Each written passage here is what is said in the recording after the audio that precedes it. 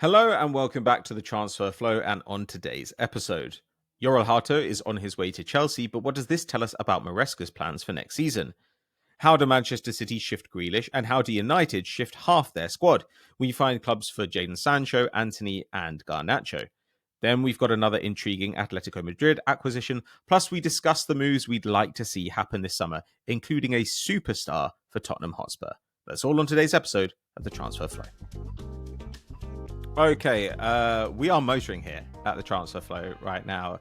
Behind the scenes, people working on previews, all sorts of projects as we get ready for the start of the season.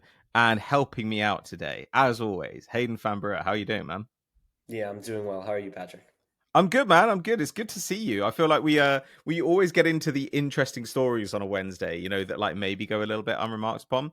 But today, I'm kind of starting you with one of the bigger stories going around right now. Chelsea, you get to the point with Chelsea where you're like, they've got to stop at some stage, right? And then it's like, no, we're going Xavi Simons, we're going Jorel Hato. And now it looks like the Hato deal is quite close to completion. Looks like it might be 40 million euros-ish. It's an interesting one because Chelsea are also apparently offering Marc Cucurella a new contract at the moment. So I guess that opens the question of, do they not like Colwill, or do they just understand they need backup, or where do they see Hato's long-term future? Obviously, you're an Ajax fan. Can you give us a breakdown of like what the player can offer Chelsea and how you think they might be intending to use him? Yeah, so I think with Hato, there's some context here in terms of he's a player that sort of came through the age groups playing as a left-sided, left-footed center back.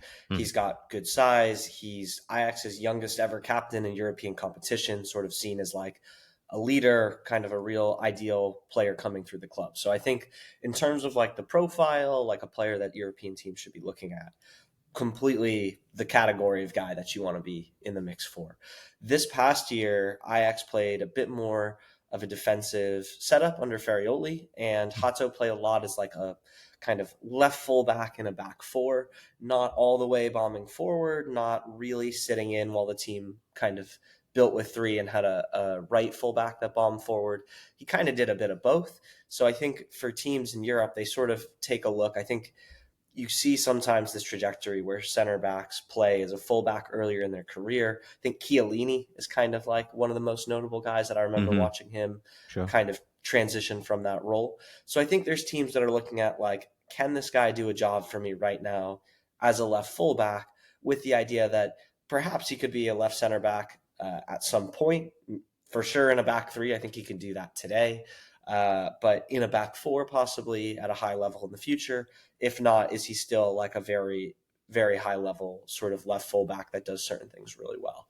So for Chelsea, who I think have uh, a real clear profile on the right side, where Malagusto is sort of high, more wing backy, maybe not all the way like Frimpong bombing up high, but a bit higher up, and Reece James, who can do a bit more of that, like even coming into midfield role. Obviously, did a bit of that for England and for Chelsea. I think that's something that people are sort of looking at him doing some of the same things that Trent Alexander-Arnold can do, honestly, as well. And so if they've got that flexibility on the right side, they might be playing more for stability down the left side. And Hato's a really clear profile for that. He's different than Cucurella. Cucurella is more, I think Cucurella has shown his ability to play sort of in that back three and build up. But Hato's a much more natural fit for that spot. So I think the way Enzo Maresca looks like he's going to be playing, how we saw them in the Club World Cup, Hato's a pretty natural fit for this team.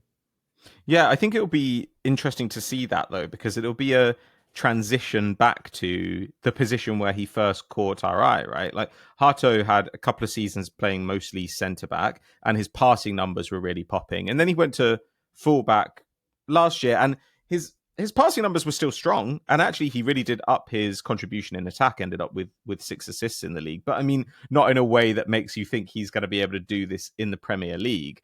It does feel then like they're looking maybe at his numbers from a couple of years ago rather than seeing the way he was used at Ajax and thinking that'll be ideal for us.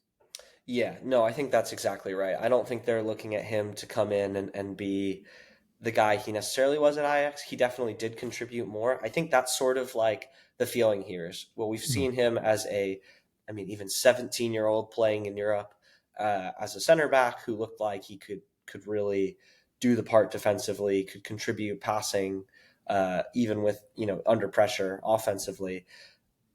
When he moved out wide to fullback, he was able to adjust his game and suit what the team needed. He was able to provide more in attack. He wasn't scared to get forward and get to the end line to try to cut back balls or play crosses to the back Mm. post. Like he's got a bit of variety. He's an intelligent player. He's got the leadership characteristics that we think that we can sort of mold him into a structure that really suits well for us, even if we're sort of split between one or two roles. Because of the way we're playing right now, he actually might be able to play multiple roles for us pretty well and kind of see what fits best for him and as well for the team. So I think it's a little bit less like we're not backing Levi Colwill. We're looking to Mhm. diversify and find something else. I think it's more that we've actually got both of those guys are probably guys that have kind of a variety of characteristics, and we might be able to get them both into a team together to strengthen one area, which allows us to then be more aggressive elsewhere. I think again for Mm. Chelsea, that like being more aggressive on the right side allows them to really free up Cole Palmer increasingly. It's like a free 10 kind of role. If Sure. they're able to kind of push that side higher and pin like opposing fullbacks and things like that to give Palmer more sort of freedom to operate between lines or interchange with a player out there.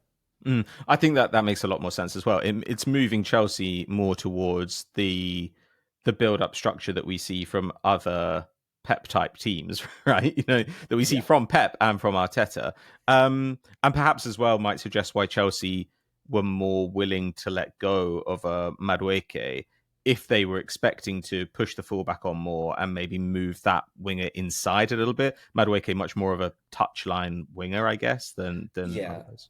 I think that's exactly right. I think this is a team that when you listen to other coaches talk about Chelsea and the teams that they have to play against, they talk about how good Chelsea is sort of in like all states of play.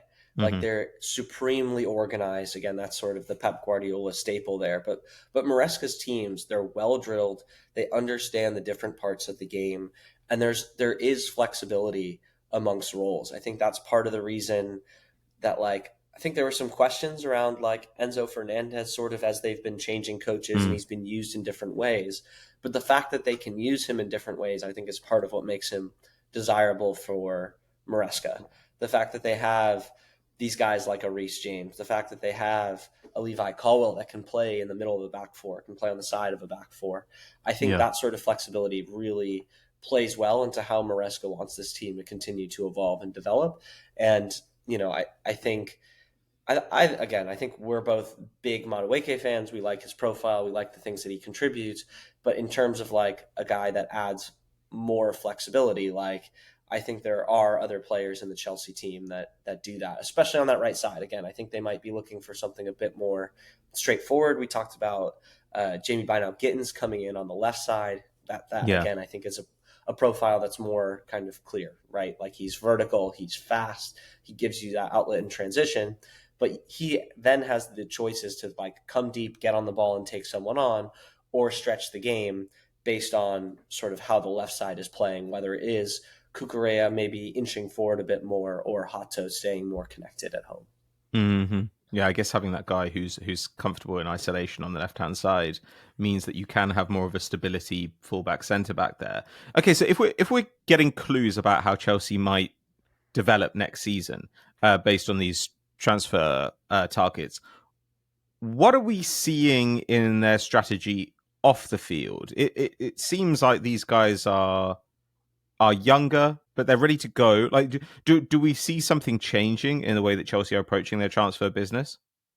Yeah, I think there's a few like interesting things here. Like I think the fees that were paid for guys like Fernandez in that sort of summer where they Mm. did Fernandez, Lavia, Caicedo all at once, massive fees. It sort of feels like Chelsea are pushing away from that, where they're Yeah, going for yeah. kind of fees that are more in your sort of 30s to 50s. Let's sort of say something broadly like that. I know they'll stretch that as well, but something more in that. And then they've really tried to have a more robust wage structure, which is interesting because I think some of the idea here is that because they're spreading out the wages over these, famously very, very long contracts ranging from 6 to 10 years in some of the cases, that they're spreading out the wages. They're able to keep the weekly salaries a bit more manageable, keep the group closer together, have a lot of young players, and encourage a lot of competition. I think that's part of the idea of it, as well as the fact that when they sell these players, or some players will do well and they'll sell them, some players they'll try to move on. They've actually done, I think, a pretty good job of it. I think it complicates it. I think we were pretty critical of Chelsea going out and buying everyone under the sun and not having enough playing time. But they've done a pretty good job of moving on these guys that haven't had necessarily a ton of playing time. So it's going to be a really interesting retrospective. But in terms of like how the salary stuff pays out, it also means that when these guys want raises, if they sell them, the raises are on someone else. Someone else has to guarantee their wage and multiple years of these contracts. So there's some guys where maybe you're a bit worried about that. Guys like a Wesley Fofana, who seems like he's just had really, really consistent, unfortunate injury trouble. Reece James a little bit different because he's sort of an academy guy. But for some of these players, it does sort of seem like this sort of longer term vision, the lower salary. It gives them room to sort of like bump guys' salaries as they go without really breaking the bank in a harmful way, because they've guaranteed them sort of career longevity. They've guaranteed them kind of financial stability for their career. So again, it's probably one that you're going to have to bring back to Ted at one point and get the, economist perspective a little bit, and someone with a bit more of that training. I know Ted's sort of talking about the scarce resources side of Chelsea just collecting all the young players, but there's definitely a really interesting strategy here that it's nuanced. There's ways that it's maybe failing or is complicated, but there's also ways that it's been, I think, part of Chelsea's success right now. And this is the thing, right? There are a bunch of players who, even if they could find buyers for them who are willing to pay the wages, they'd still be taking a hit on the books, because the length of these contracts means that they've only got a fraction of the price amortized. If you sign for 60 odd million and you're on an 8-year contract, and 3 years in you only paid off 25 mil of it or something. So it's a really difficult situation for Chelsea to make the books look good, and they've already been fined by UEFA this season. They've already had to do the now kind of de facto thing, the now a default thing rather, of selling your women's team to yourselves. Like they've done it. Villa have done it. Everton look like they're going to be the next to do it. So yeah, I guess it's smart to give themselves a bit more maneuverability, but they could still do with a really big sale. I think if somebody came in with crazy money for Jackson or something right now, they would be delighted.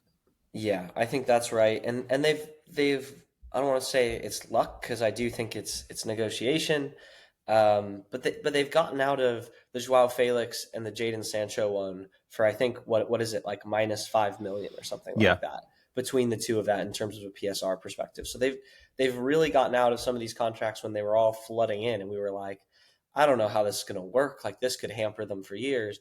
1 year on, they've sort of gotten out of that situation essentially kind of without a nick on them. So again, like there's big swings, but they've got the chops to negotiate themselves out of it on the other end. So it's sort of like, yeah, it still feels a little bit like playing with fire. Like, definitely for me, there's still plenty of risk involved. But when you look at the Hato one, this one feels like both in line with some of that strategy, and also one that feels like the upside is really significant.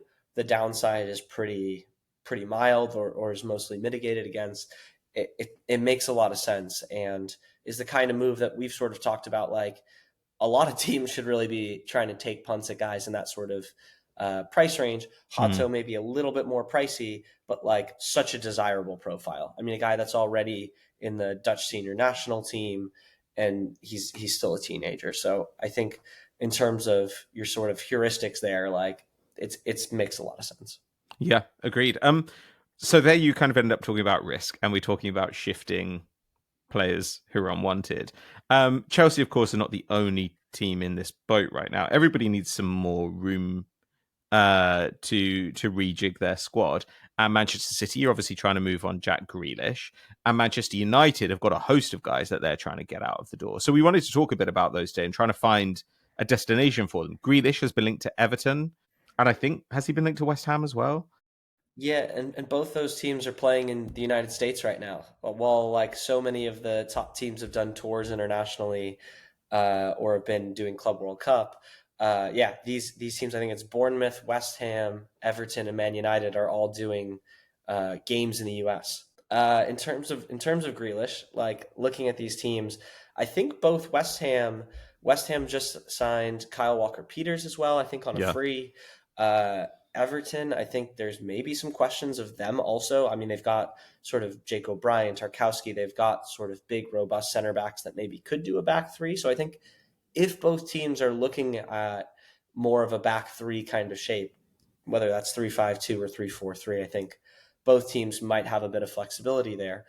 That I think becomes a lot more appealing when we start to talk about Grealish. Mm-hmm. I think when we talked before about him maybe going to Everton, we were a little bit uncertain of him just coming in as sort of a playmaking 10 in a 4-4-1-1, 4-4, 4-4-2 second striker kind of role. Yeah. We were sort of like it's been a while since he's done some of those things. Put him in the middle of the field, like I'm not really sure. Whereas like as soon as he's sort of in that wider role, you're sort of like now it becomes a lot more appealing, and you can really see it working. So I think I've sort of with if there is an adjustment in the way those teams are sort of playing, then I think both those teams start to look a lot more appealing for Jack Grealish. Mm-hmm.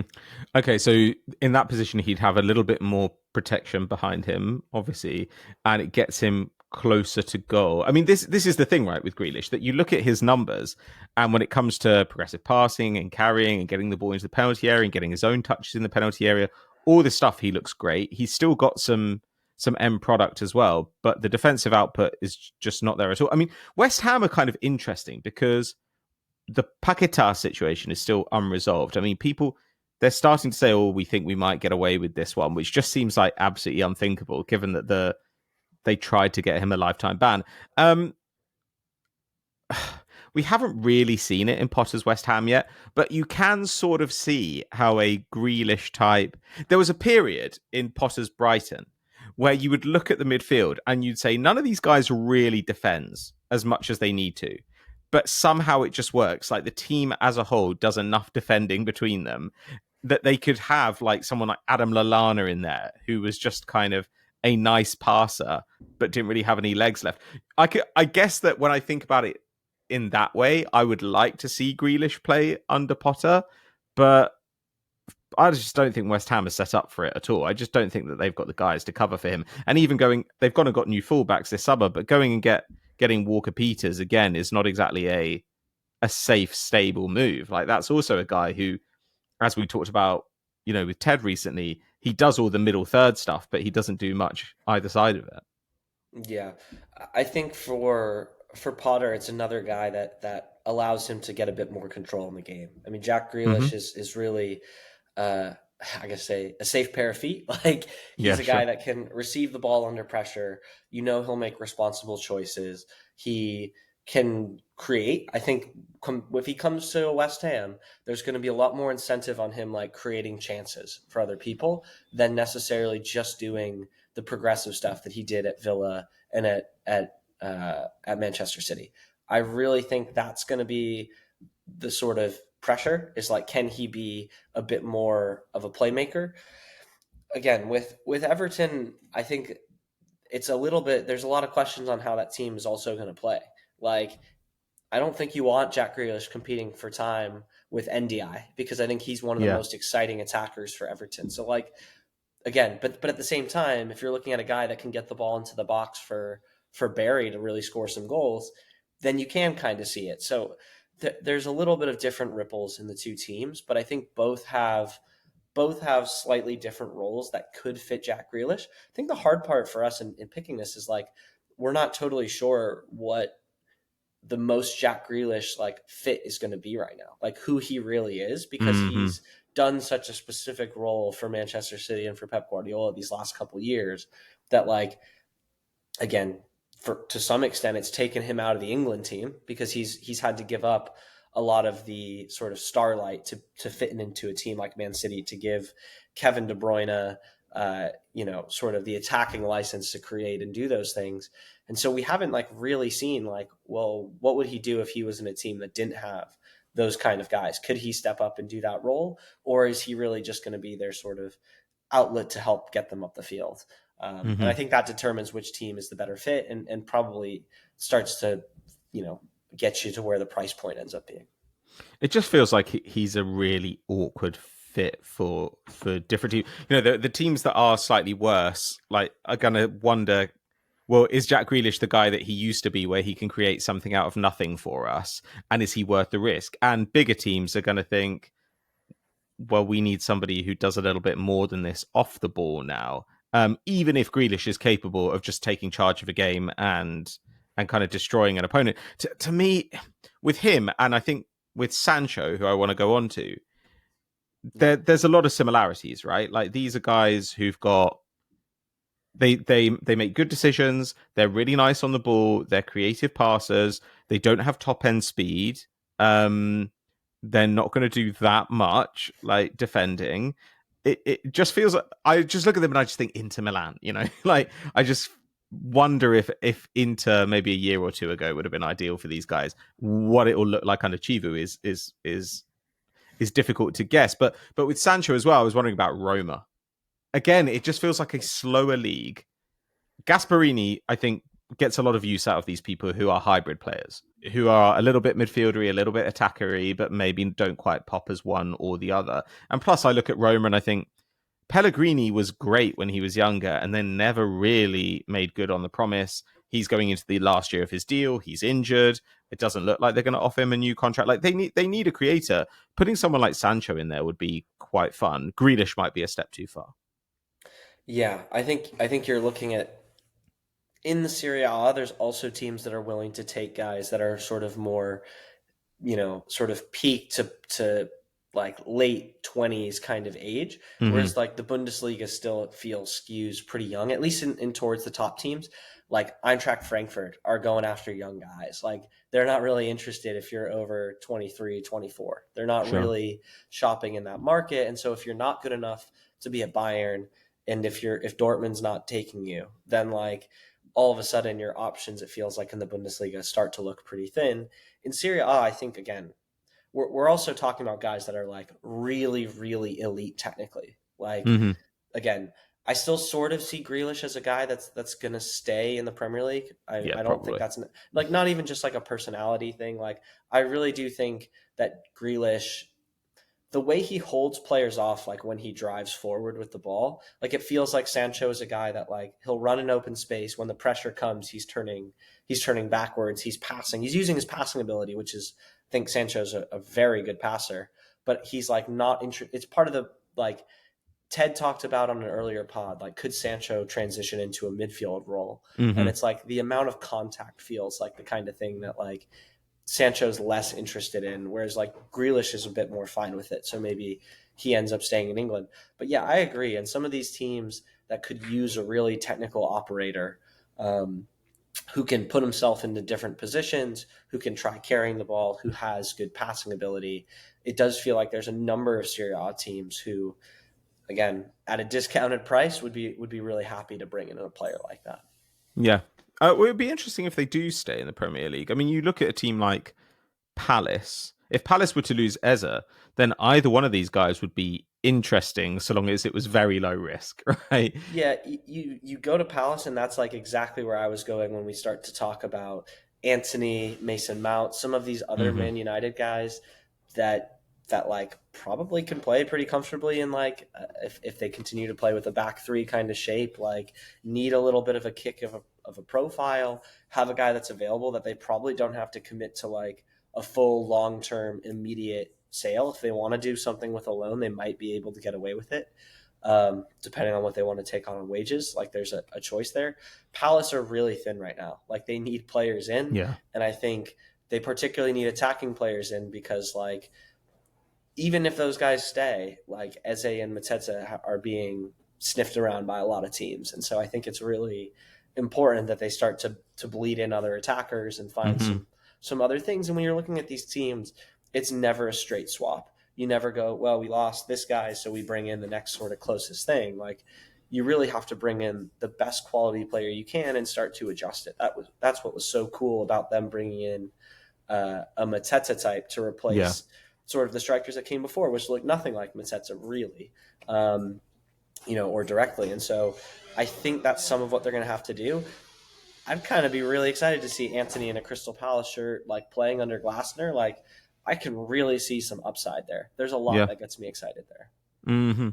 See, the thing is, I far more often with these players think, yeah, they shouldn't do that. Than they should. I think Palace, are an interesting landing spot for a bunch of these players. But whenever I see Garnacho linked anywhere, it just seems to be to the wrong kind of club. Like, a Chelsea was not right for him. The Villa links make absolutely no sense to me. I don't think that that's the kind of player they need. It's like another direct shooty guy. Like, I think that they need, like you could argue that Malin fills that hole for them. Like, what they need is more of a creative on ball type, or they just need to bulk out a bunch of areas of the squad. I get a right back, but yeah, I don't know. Garnacho, where you'd really want to send him would be somewhere like Dortmund. You want him playing like Adeyemi at Dortmund, I think.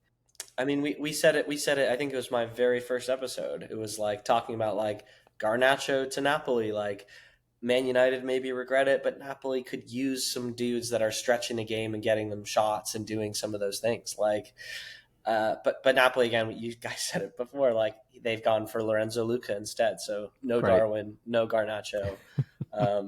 Spoil my fun a little bit. I just, the thing is, with a bunch of these players, you just think, well, that team might suit him stylistically, but he now maybe considers himself, and certainly his wages suggest that he's not really in their league. Like I think Garnacho would be really fun at Brentford. Like, if Brentford were to get rid of Vissa, for example, Oh yeah. Garnacho would be super fun there, and actually you could play with Schade, because Schade has turned into an amazing aerial forward, as well as being, great at tap-ins, running in behind, all the stuff that he was good at before. If you had him and Garnacho there, that's a really difficult pair to live with up front, and it's a ton of shots. But I don't know, is Brentford on Garnacho's radar? I suspect it's not. Yeah, no, I think that's gonna be a little bit of the challenge here. Is like, yeah, obviously Betis took Anthony, and that was like a really good kind of successful hit. Hmm. It's sort of like trying to find that right fit team. The awkward one for Garnacho, and this is something I was talking about with a friend here.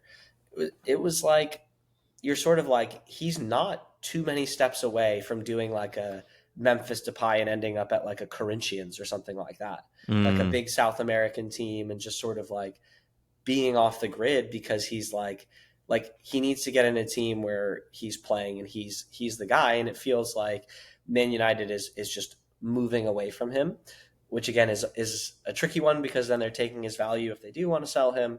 Again, Man United stuff, we'll push that aside.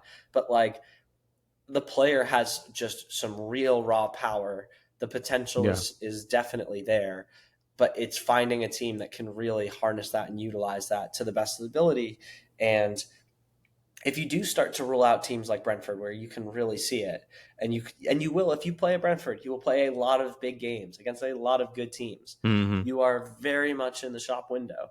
Like, I think that's the hard bit, is we're talking about that for Garnacho, of like, maybe he wouldn't take that. If you're Garnacho's agent, you should be like, go to Brentford, skin Champions League fullbacks, and then you can go anywhere. Yeah. Like, do Yeah. that, do that. That could be a really great option. Yeah, I'm with you, but again, I'm not sure. Like, I'm not sure it's on his radar, but also like, he's probably looking at. I wouldn't be surprised with the guys that Man United's brought in, that Garnacho is looking at the spot Rashford's sort of left. He's looking at like, I actually can do it here and beat these guys out, and it should be me, and I'm better than them. Like, it does. He does have a bit of that sort of bit of swagger, a bit of arrogance about him. So I'm not sure where he ends up. Like, it does sort of feel like he's not going to go out the door this summer to some extent. I haven't, Yeah. even if there are places that make a lot of sense.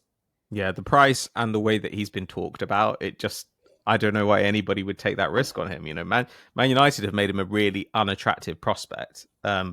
By the way, they've talked about him publicly. Okay, well, we've got a couple more transfers. Like, there's one that I want to talk about, and then we thought that we could bring up some transfers that we would like to see happen, some fun moves that we've heard rumors about that we would like to see go through. Before that, I wanted to follow up our conversations recently about the big Spanish sides with Enzo Millot, who looks like he's on his way to Atletico Madrid. Obviously, we talked up their business. They've been incredibly busy. I think he'd be something like their 7th big signing of the summer. And apparently, his release clause is like 20 million euros for this guy. So this is a super cool move. He's impressed at Stuttgart this last season. What do you think they're envisioning for him? Like, where do you think he fits into this side? Because we've talked for a long time about Griezmann moving on. Is this maybe what Mino is seen as being? I look at it like initially, I was kind of flipping through kind of some of his data and watching it, and my like feeling is like I think they don't know what Griezmann is going to continue to bring them. I mean, they've Sure. extended him. I think they've extended him through 2027. Like I think he's got 2 years, I believe. Okay. So I believe like the idea is he's around. He's probably playing less and less minutes. Like we said before, he was 4th highest in La Liga minutes played for the team. I think with Milo, he's a guy that can play out wide in this sort of athletic shape. I don't know if they could get away with playing him and Baina both as the wide ones. Like it does Yeah. feel Agreed. like Simeone likes to have if he plays Baina wide, he'll use Conor Gallagher as the other one or something like that, right? Or Llorente will be somewhere around in that mix of guys, right? Like it does feel like they wouldn't necessarily play both of them, but he could be one of those wide players that does a bit more of the like creative, like gets on the ball, helps them get up the field, is sort of a key playmaker for them in the final third, with an eye to transitioning towards that sort of second striker playmaker kind of role. Physical profile kind of fits. Like we kind of talked through Atletico's moves, and we talked about like some guys that we really like, some guys that we weren't sure about. Johnny Cardoso, where we're like, I don't know about this price or how this fits. With Milo, you're sort of like, yes, do that. That Yeah. is very intriguing. It definitely goes into that same category of signings where you're like, I like it for Simeone. I like it for where the team's moving.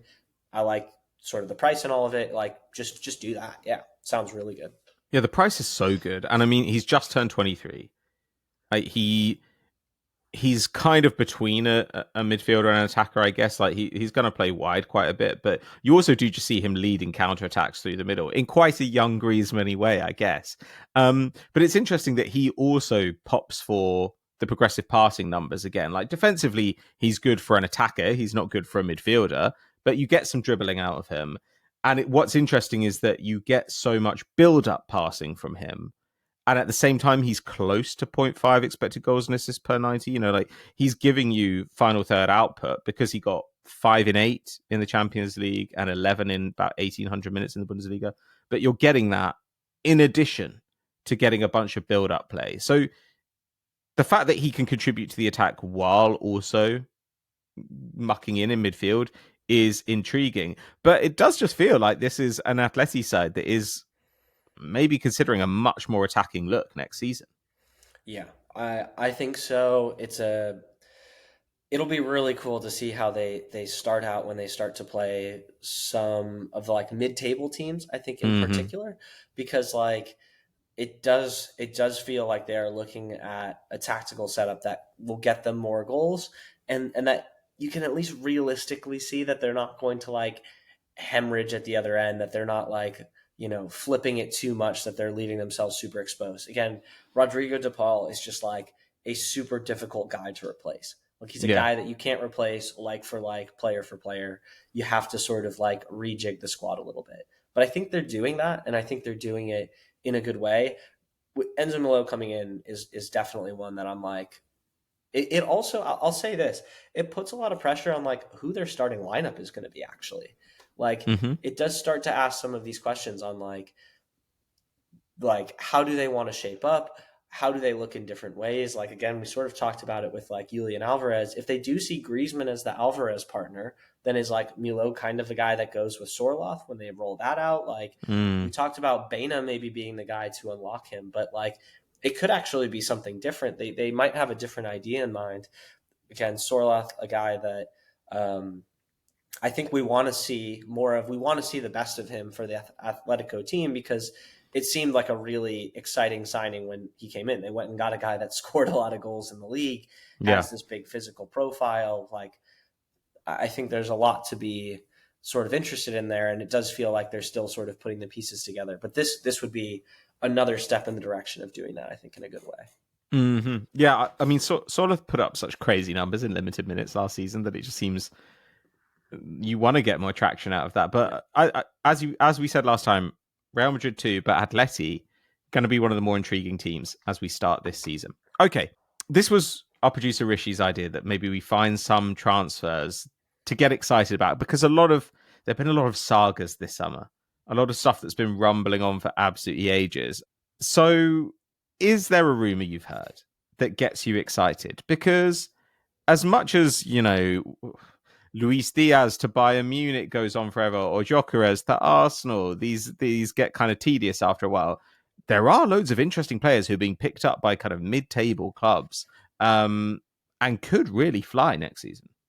Yeah, I think the one that sort of got flagged just really recently is Hayden Hackney to Ipswich Town. Yeah, Obviously, cool. Ipswich relegated. Love any player that's named Hayden. Don't see that too often, so I'm gonna jump on that one. But really, like progressive midfielder that covers ground, likes can carry the ball forward, can pass the ball forward. England youth international kind of guy. We sort of talked about like how would you rebuild United, and Ted talked about taking shots at a lot of young up and coming English guys because Mm, they retain resale value. You have a pretty wide audience that will take those guys, especially in the league, for good fees. You get these guys to grow and play together. And it hurts for a few years while you don't have the peak end talent, but you sort of go, he seems like a guy that fits that profile really perfectly.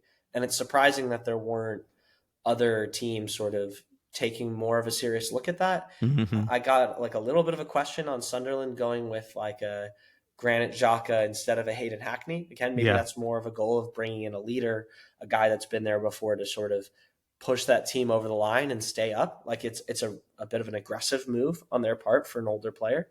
But Hayden Hackney, again, in addition to the prospect and like other teams should maybe be interested, he's also a guy that really fits the way Kieran McKenna wants to play.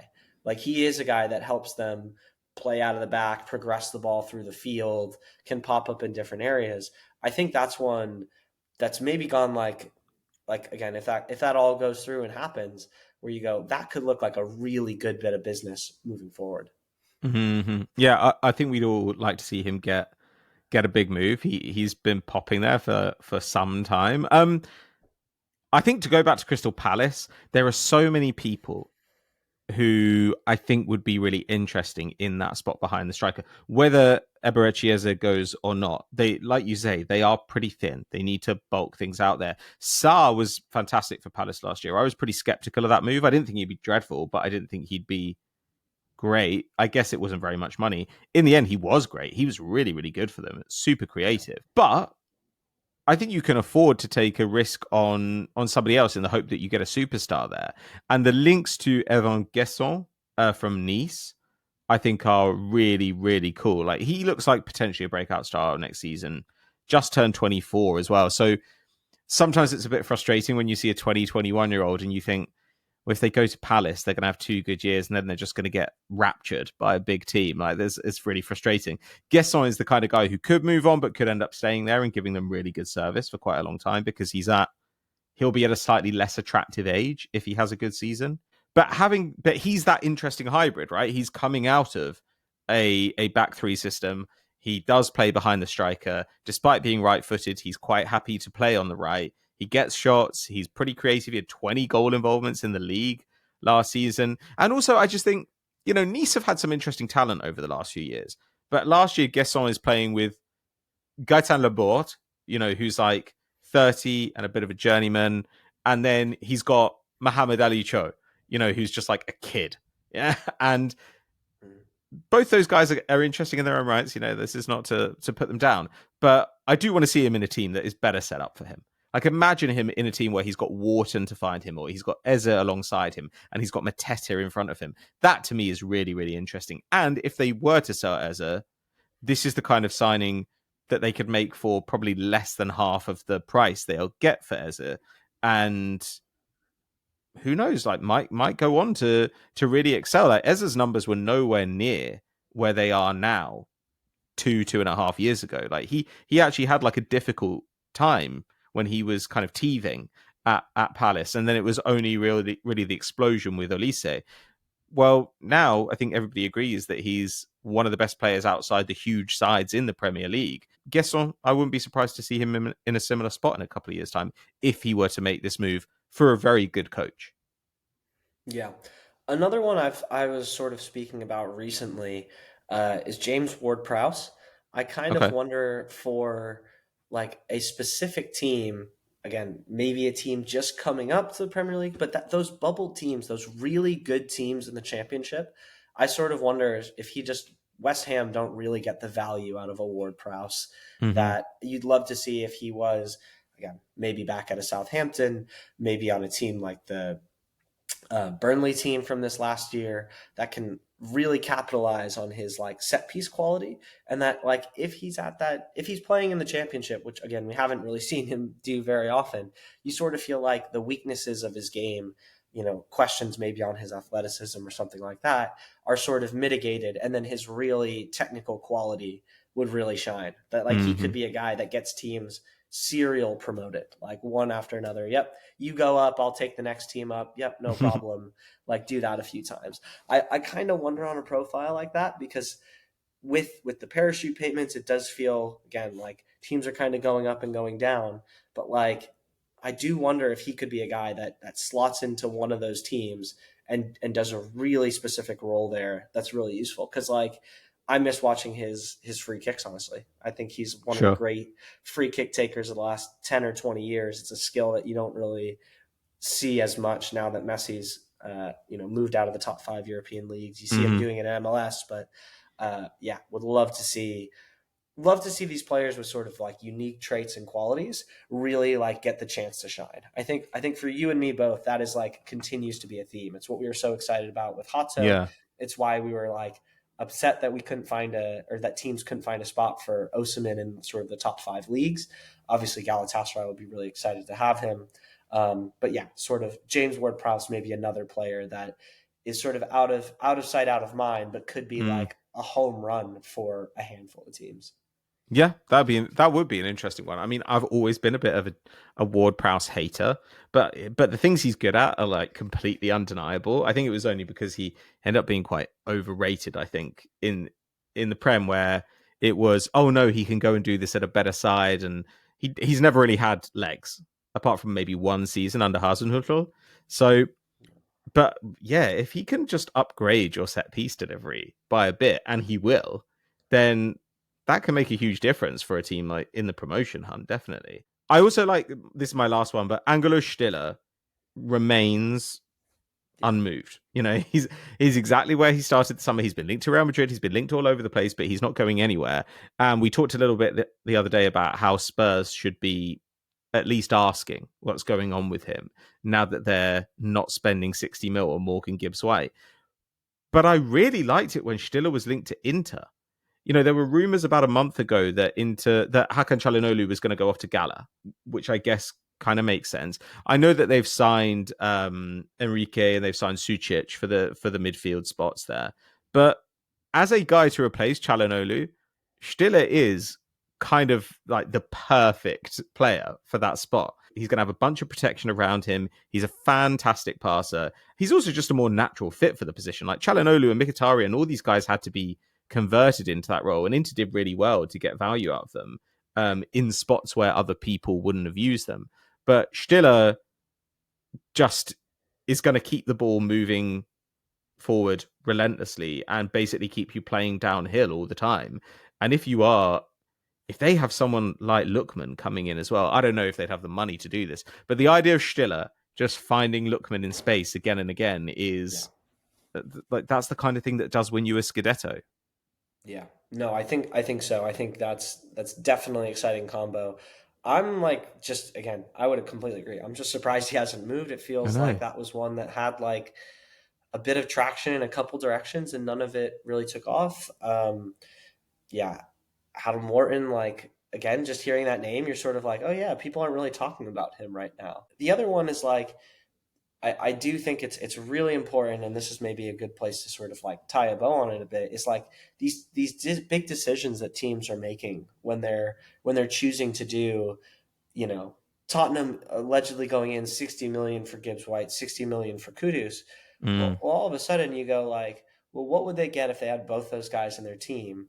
And what if they made like Real Madrid an offer for a Vinicius or something like that? I saw them linked possibly that they With were Rodrigo. inquiring about Rodrigo. I think like again, I'm sort of in the boat of like if they're playing a back three, that Rodrigo might actually be like a really good fit, and that he might Mm. be the sort of stuff that I've seen is that he wants to stay and fight for his place, and maybe he has to say that anyways, but I actually can see that working. Whereas like it does feel increasingly like the hot seat is heating up for Vinicius, and like again, what if Tottenham paid Gareth Bale money to get Vinicius to go the other way? Mm. I mean, again, if it does sort of seem like Heung-min Son is could be out the door. There's rumors linking him to kind of conversations with Saudi and to MLS. That Yeah. if he were to leave and that spot was open, I mean, what if they brought in a bona fide star like that? Again, maybe not something Daniel Levy would do in terms of wage structure. Vinicius on a ton of money in terms of the outlay that Real Madrid would likely demand. But again, like you don't know unless you don't know unless you ask, and you can't ask if you spent your money on guys that like don't actually end up blowing things out of the water. As much as I am Hmm. like a Kudus fan, as much as I do like Morgan Gibbs White, it's really more the price and the cost of not being able to do these other transfers in the future that teams are going to have to continue to contend with when they make those big expenditures. Hmm. One last thing you've kind of made me think about it is what do you think about Endrick? Like, where do you think Endrick could be looking to go? Because uh, it's hard to find an obvious fit for him, and I was wondering about a club like RB Leipzig for him. You know, where they've taken risks on these players coming out of big teams before. That'd be kind of interesting if Sheshko were to go, though maybe feels a bit too Openda-y. But if you could train him up to be like Openda, then that'd be great. Like, I love Openda. Yeah, I was sort of in the category of like Brighton, Hove, Albion. That's what I was thinking. I Cool. was like, if Danny Welbeck can do it up there, he doesn't need to do like a like they just it does feel like Brighton is the team that will take guys with like kind of unusual profiles Hmm. and it ends up working together. He'd be in a team that has chance creators around him. I mean, Minta, obviously, there's sort of a spot for that attacker role with João Pedro going. He's a very different player than João Pedro, but like, Yeah. could that add a little bit of a dynamic? Obviously, they took on the Ansu Fati one, which is sort of what made me think like they Yeah. might try a profile like that. He's young enough that like some of these older ones, when we were talking about your Antonys and your Mason Mounts and whatever, I'm like, I don't really see Brighton trying to do a reclamation project on those guys with big Hmm. wages. Like they're going to go younger. Endrick's younger and he's available. Yeah. He's I think the important thing to note with Endrick is I think he had surgery, so he's out for the start of the season. Sure. He's out for Hmm. the first like a month or two, which like again could put a hamper on it. It kind of feels like that's one that we'll touch base on when we get to the January window if he's not playing for Real Madrid, which it doesn't feel like that will change, but you never know. There's still plenty of time for that to happen. But if he's not getting minutes there, then he could be a really attractive loan for somebody in January. Hmm. Well, I'd be intrigued to see it. I think he deserves more game time, but it's kind of hard to see where it's coming from at Real Madrid. I think that just about wraps us up for the show today. Thank you so much for being here, Hayden. Where can people find you? Yeah, I'm H Van Brewer on Blue Sky, so more from me there. Exactly. Okay. If you are a fan of the show and you are interested in becoming our social media intern, there will be a link in the description today. We're currently looking for a new one. So if that appeals to you, or If it might appeal to somebody you know, then please do let us know. We also need to plug the previews again. Previews coming out. I think they're going to start dropping from next week. So that's going to be a preview for every single Premier League club. Overall, it's going to be like 40,000 words, a ton of charts you can't get anywhere else. It's £10 for access to all 20 teams. I really do recommend it. I'm writing 2. I was writing 1. Now I'm writing 2. My God, am I struggling? But we're really putting in the hard yards. I stayed up late to work on this, and my work ethic is horrible. So please do support us by subscribing. As it is, we thank you very much for listening. Please do consider subscribing, like the video, and leave us 5-star reviews. Rishi would want me to say that. We'll catch you next time. Bye bye.